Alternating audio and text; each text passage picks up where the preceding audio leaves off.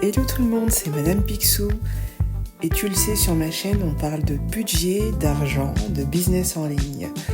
Aujourd'hui, on se retrouve pour l'épisode 3 de mon podcast. J'avais envie aujourd'hui de vous parler d'un sujet qui est pas du tout tabou, puisque c'est un service auquel on fait souvent appel par fatigue, par négligence, par flemmardise, je dirais. Je voudrais parler aujourd'hui de tous les services de livraison auxquels nous avons recours au quotidien quand on est un peu fatigué, épuisé par notre routine métro boulot dodo. Ces services qui nous facilitent la vie. Je suis sûre que tu as déjà eu ce moment où tu étais au bout de ta vie, il est 22h, tu as zéro motivation pour cuisiner et tu vas ouvrir une application dont je ne citerai pas le nom, mais toi et moi, on sait à laquelle je pense.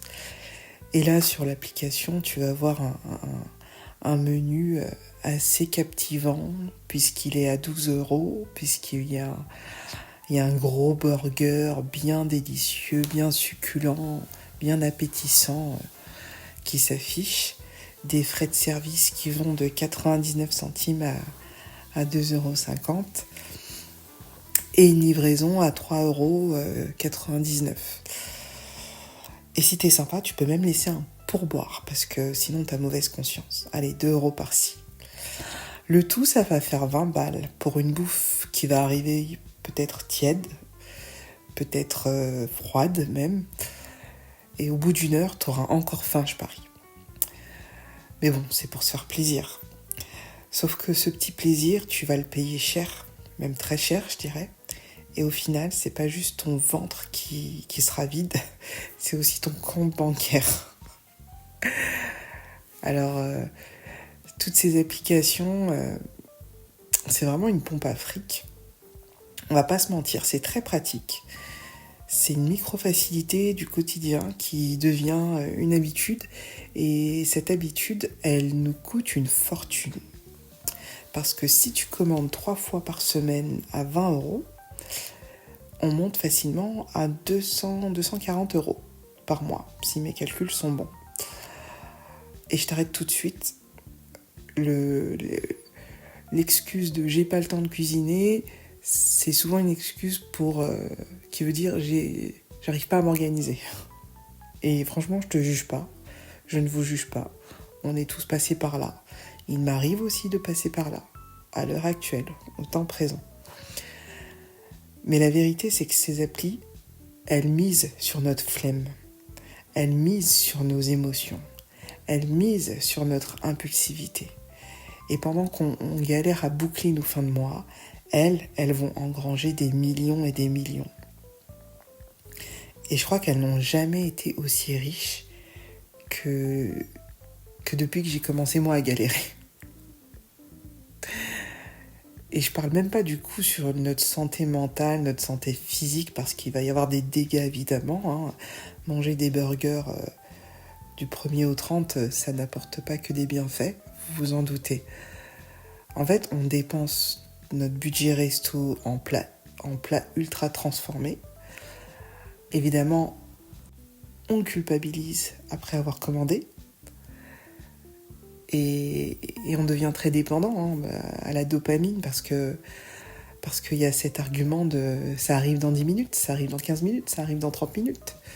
Donc tout est à portée de main, à portée de clic, à portée de scroll, même si je peux m'exprimer ainsi. Et je parle même pas pendant ce temps-là de l'emploi de ces livreurs d'ailleurs qui au passage sont payés une misère, ont rarement de protection sociale puisque le statut est un statut un peu bâtard. Ils sont un peu en mode cours Forest cours. Donc en fait on devient à la fois victime d'un système mais aussi complice de ce système qui participe à la précarisation en chaîne de ces personnes. Alors comment s'en sortir ? Est-ce que j'ai une solution ? Je ne saurais pas vous dire. Mais qu'est-ce qu'on fait ? Est-ce qu'on se condamne à manger des pâtes du 1er au 30 ? C'est pas ce que je suis en train de dire. Je ne vous incite pas à vivre que de riz blanc et boire que de l'eau tiède. L'idée, c'est vraiment qu'on s'organise pour faire en sorte que la bouffe reste un moment de plaisir, mais sans nous ruiner en fait, sans ruiner notre budget. Alors j'ai 3 petites solutions qui j'espère vont te sauver, vont me sauver, vont nous sauver. Tout d'abord, il y a le batch cooking. C'est un concept que j'ai mis en place cette année, que j'essaye de suivre et d'appliquer régulièrement, même si c'est pas toujours le cas.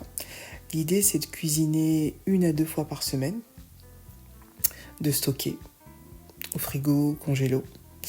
Et comme ça, tu as des repas qui sont prêts en 3 minutes chrono, tu as pris de l'avance et donc tu n'as pas à acheter au dernier moment.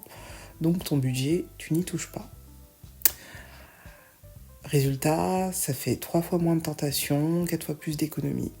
Et à ce propos, je me suis mise au batch cooking en suivant 2 youtubeuses dont le nom m'échappe, mais qui sont sœurs jumelles et qui proposaient des séances batch cooking assez sympathiques. La deuxième solution, ce serait d'utiliser, pourquoi pas, si tu es dépendant des applications, pourquoi pas utiliser des applications qui t'offriraient un peu de cashback ou des applications anti-gaspillage, genre Too Good To Go. L'idée, ce serait de récupérer des repas à petit prix et en plus de faire des gestes écolos, entre grandes guillemets bien sûr. Et parce qu'on n'aime pas la privation ici et que je n'inciterai jamais, je n'imposerai jamais un mode de vie militaire, moi je me consacre toujours dans le mois ou dans la semaine, de moins en moins dans la semaine, plutôt 1 fois par mois, un petit plaisir. Mais c'est ridicule, hein, mais un petit plaisir, genre dans le mois, 30 €, où je me dis, tiens, tu veux commander ? Allez. Mais une fois le plafond de mon enveloppe budget dédié à ce plaisir livraison, je passe à autre chose. Et très honnêtement, j'ai plus de plaisir à fonctionner comme ça parce que je me conserve ce moment plaisir et je l'anticipe. Voilà, donc ces 3 petites solutions qui j'espère vont pouvoir vous aider. L'idée, c'est pas de diaboliser ces applications. Moi, je pense que ce sont des applications technologiques modernes qui ont montré leur efficacité et qui n'ont plus rien à prouver. Mais il faut aussi se dire que c'est un outil qui peut nous ruiner à petit feu si on les laisse gérer notre vie à notre place. Parce qu'en fait, on croit gagner du temps, mais on perd de l'argent, on perd de l'énergie, et parfois, malheureusement, on y perd même sa santé, puisque tout ce qui est fait trop rapidement et en mode fast-food n'est pas forcément sain. Voilà, donc si tu veux aller plus loin, j'ai mis en description un guide où je décortique un peu tout ça avec des chiffres, des sources, des hacks, des stratégies pour arrêter de laisser ton frigo vide et ton compte à découvert. N'hésite pas à me dire en commentaire si toi t'as déjà fait le calcul de combien t'as dépensé par mois en livraison. Je sais qu'on va pleurer, mais ce serait super intéressant, donc mets le chiffre en commentaire. Quant à moi, je te dis à bientôt sur Madame Picsou pour un autre épisode, pour un autre petit moment de chit-chat entre nous, pour parler argent, budget et idées pour faire du cash en ligne. À bientôt!